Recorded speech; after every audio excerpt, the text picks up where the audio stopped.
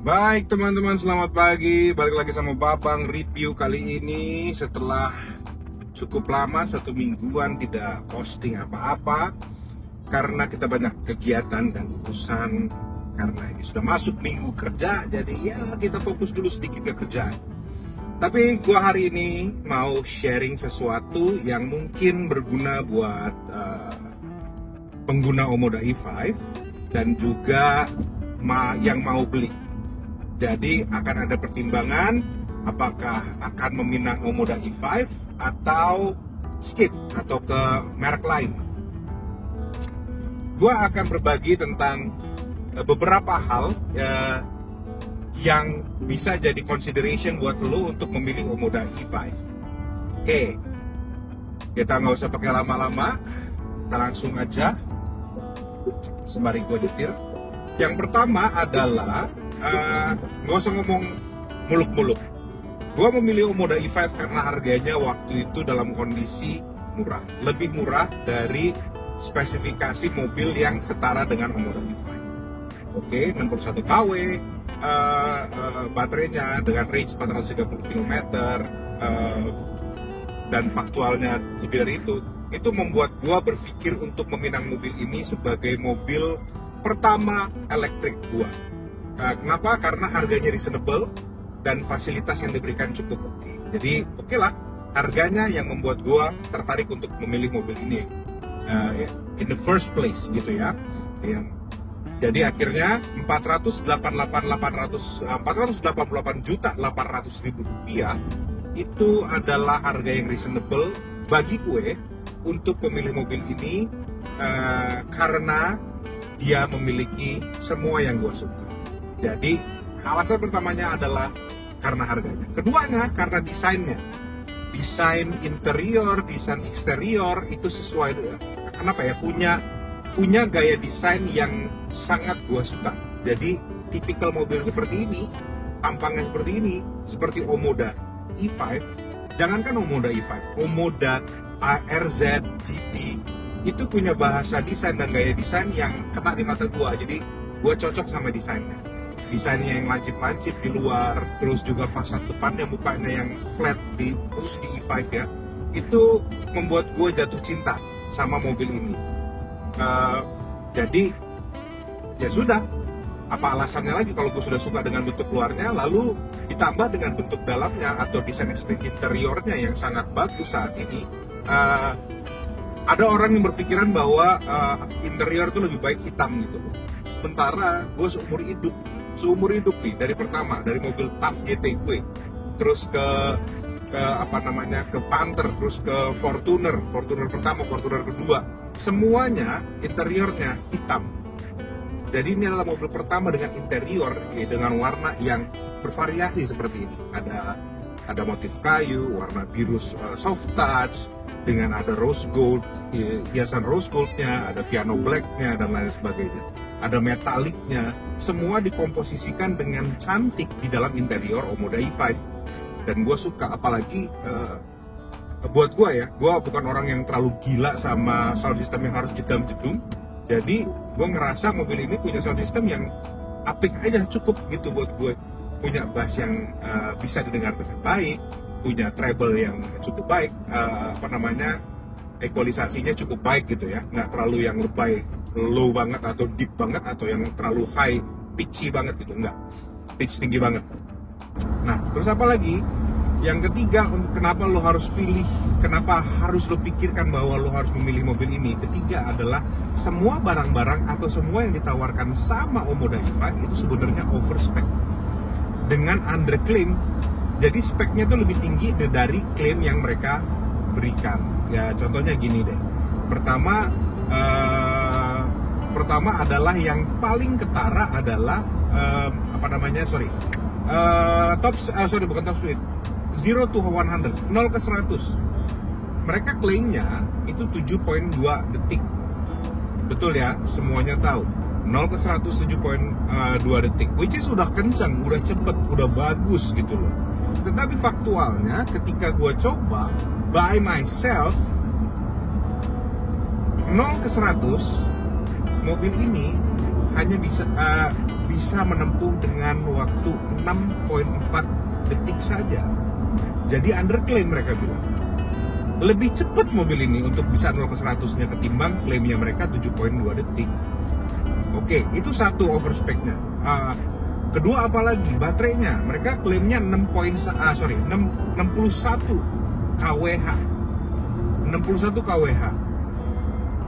Ternyata mobil ini nggak murni 61 kWh, teman-teman, tetapi mereka bilangnya 61 kWh, tapi faktualnya dia punya 67 kWh lebih. Jadi ya mungkin safety factor, berurusan dengan safety supaya aman, mereka bilang 61, supaya kalau habis, misalnya kita paksa sampai 61 kWh, kita pakai di mobil, ada sisa baterai untuk jalan, oke lah. Tetapi sekali lagi 7 kWh itu kalau kita kalikan 7 saja, itu bisa menempuh berapa puluh kilometer, lumayan banget gitu. Jadi mobil ini overspec tapi underclaim. Apalagi yang underclaim? Motornya, sobat teman-teman. Motornya ini sangat kuat untuk mobil selevel sekelas ini gitu. Di kelas 500 juta. Motor mobil ini itu terlalu overspec, terlalu overkill. Gini, power motor ini gede banget. Jadi dari 0 ke 100 saja bisa nempuh 6,4 detik khusus di mobil ini, varian mobil yang gue pakai saat ini. Dan gue sudah pernah coba mobil ini untuk sampai 180 km per jam, dan itu untuk mencapai kecepatan maksimum dari yang ditentukan oleh mobil ini itu sangat gampang. Bahkan ketika gue berakselerasi, gak usah gitu deh. Kemarin saja gue lari cukup, pulang dari kantor cukup lebih awal gitu ya. Jadi jalanan Johor ini nggak terlalu rame, jam 1 jam 2 gitu cukup lengang. Jadi gue main kebut aja gitu loh, karena dalam kota kan, ke rumah aja, dari kantor ke rumah itu panteng 120, 130, dan rata-rata mobil di sekeliling gue juga larinya 120, kecuali Land Rover ya. Ketika gue berakselerasi 120, 130, ketika gue pengen overtake orang yang sama kecepatan sama gue, ketika gue hentak gas untuk lari lebih cepat, mobil ini masih kerasa kayak narik gitu loh. Bukan kayak yang kayak gradual, enggak, bener-bener kayak dari 130 untuk lari ke 160 itu kayak gitu. Jadi motornya buat gua ini powerful banget. 150 kW memang dia motornya, 340 Nm dengan 201 horsepower. Bayangin teman-teman, torsi mobil ini sebesar Fortuner yang 2400 cc. Dengan ukuran mobil sekecil ini, dengan center of gravity serendah ini, gila tenaganya. Jadi gue bisa bilang gini, Omoda E5 adalah mobil sport, tarikan mobil sport dengan top speed yang di limit 180. Kenapa? Karena untuk selip-selip, untuk ngambil-ngambil kayak gini nih, kalau gue kayak itu gila deh, seneng banget bawa mobil ini. Kenapa? Karena lu tahu power mobil ini akan ngasih yang terbaik buat lu. Ketika lu mau ambil kecepatan, lu tahu dari 60 lu pengen ambil 100, itu pasti dapat dalam waktu itu aja. Kenceng banget. Jadi mobil ini diberikan kepada Anda overspec, khusus untuk baterai, mesin, dan juga gue bilang secara ADAS-nya ini yang keempat, ADAS-nya lengkap banget.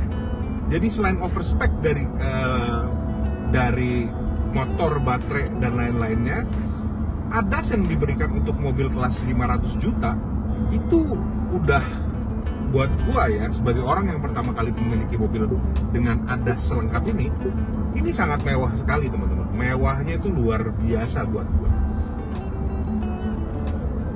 Ya, bukan cuma adaptive cruise control aja, tetapi juga dengan adaptive cruise assist ya, yang bisa nyetir sendiri kayak gini dalam ya cuma ngikutin lain. Tapi buat gua ini udah sangat luar biasa mewahnya teman-teman. Dan ini salah satu buat gue ADAS yang cukup rapi, dan sekarang gue semakin confidence untuk pakainya. Untuk cruising sekitar sampai 80 km per jam, gue sangat percaya pakai ADAS ya. Bener-bener gue percaya itu. Yang keempat ya ADAS-nya. ADAS yang diberikan oleh Omoda E5 ini istimewa dan mewah. Tapi ingat ya, ADAS itu bukan menggantikan kesigapan kita dalam menyetir, kapabilitas kita dalam menyetir. ADAS hanya assisting kita atau membantu kita dalam menyetir, bukan menggantikan. Jadi ketika kita dibantu oleh ADAS dan kita mulai nyaman dengan ADAS, kita nggak boleh lengah. Ya. Yang keempat adalah ADAS-nya gila-gilaan, banyak banget. Kalau mau dibedah, hampir seluruh ADAS yang ada di mobil 1 miliaran lebih itu ada di sini. Jadi dengan harga 500 juta, lu dapat sesuatu fasilitas yang sama rasanya dan kualitasnya dengan mobil-mobil yang miliaran. Gila nggak? Gila menurut gue. Nah, terakhir dari gua kenapa akhirnya gua memilih Omoda E5 dan mungkin kenapa harus lo pilih juga sesegera mungkin adalah garansi baterai dan motor seumur hidup plus spare part selama 6 tahun free, maintenance selama 6 tahun free. So you ketika punya masalah sama mobil ini, datang ke Chery ATPM-nya, lo akan dilayanan dan diganti apapun yang harus diganti, dikerjain apapun yang harus dikerjain, free. Ketika baterai lo bermasalah, itu akan di-replace free selama seumur hidup. Motor lo bermasalah, they akan take care your motor listrik for free for the rest of your life. Syaratnya cuma satu, penggunaan setahun tidak boleh melebihi 30.000 km. Itu aja. Jadi penggunaan 1 tahun tidak boleh melebihi 30.000 km dan nggak boleh dijadiin taksi online. Kenapa? Karena kalau jadi taksi online otomatis pasti penggunaan per tahunnya akan melebihi 30.000, gitu aja sih basically. Gue nggak tahu, misalnya dijadiin taksi online orang tahu apa enggak, tapi kita ikutin aja karena memang mobil ini untuk gue pakai pribadi daily. Jadi ya sudah, kayaknya bukan sesuatu yang berat untuk 30.000 1 tahun. Kenapa? Kalau kita berkaca sama mobil Fortuner gue itu yang sudah hampir 6 tahun, itu terakhir gue jual di angka kilometer 112.000-an. So kalau misalnya kita bagikan ke per tahun, ya per tahunnya nggak nyampe 30.000. Gitu.